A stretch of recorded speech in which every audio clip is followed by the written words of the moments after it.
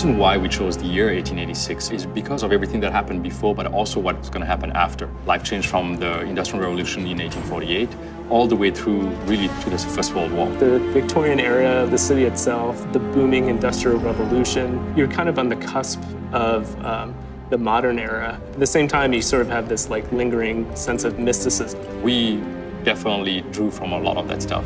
I remember being enamored with the whole idea of Camelot and the Knights of the Round Table. Something that was not religious, but really, about humanity. If you look at the Arthurian legend, there's some of them that go back to pre-Roman, Celtic, and we wanted to get that kind of Celtic lineage back into the oldest part of the order. It's so rich with the lore, with those interaction and people, these noble knights basically protecting humanity. And it was like, well, if we could meld a story like that, if we build those people, if we build something that is slightly outside the bounds of reality, can we make it real enough? We want that kind of double take where it feels like the 1886 that was, but then kind of out of the corner of your eye, it's like, well, there's certain things where we deliberately kind of deviate from history just to have that balance between getting that first read of believability and sort of the second read of, wow, that's kind of cool and different. We tried to echo a lot of things that were true of the time. We didn't want to recreate history, we wanted to twist it. We just poured over kind of the history of the era,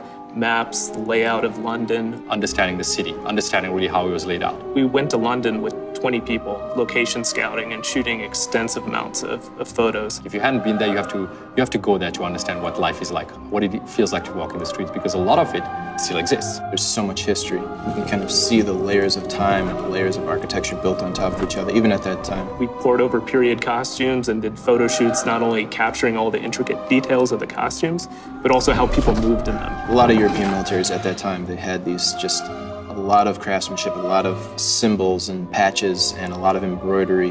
The cording, the armored gorgets and bracers, like those are things we really spent a lot of time kind of pouring over reference, but then kind of inject all of our lore to kind of craft these specifically for these characters and for this order. When we started actually, melding this fiction and nonfiction, there was the need to make sure that we had some control over it. We early on had a lot of elements that were kind of more fantastic. It was very tempting and very easy early on to go like, if we're gonna do alternate history, let's alter the world a lot. The risk of approaching a game like this and bringing that balance between fiction and nonfiction, once you've basically broken that suspension of disbelief, there is no buying it back from the player. It kind of undermined the reality and the believability of the situations and the characters, and then it was kind of like all bets are off. We didn't want everything to be kind of pushed into alternate history. So more often than not, modes of transportation is the same, like horse-drawn carriages. But then there's technologies like airships that they did exist in that era, but we kind of pushed them ahead in the time frame. We brought in things that were potentially 2-3 decades ahead of its time, brought them back into the 1886 era.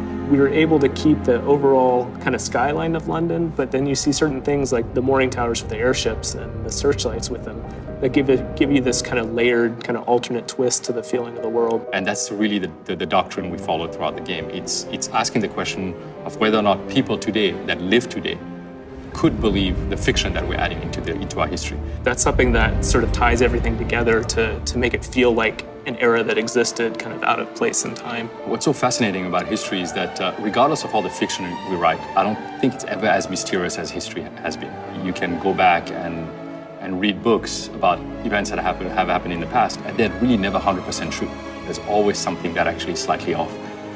That gave us so much ammunition basically to build this IP and building that narrative and making this game feel like you're actually living through it. We wanted people to understand how it was to live in that world and to experience the differences in our history firsthand through the eyes of somebody who has seen that history as well.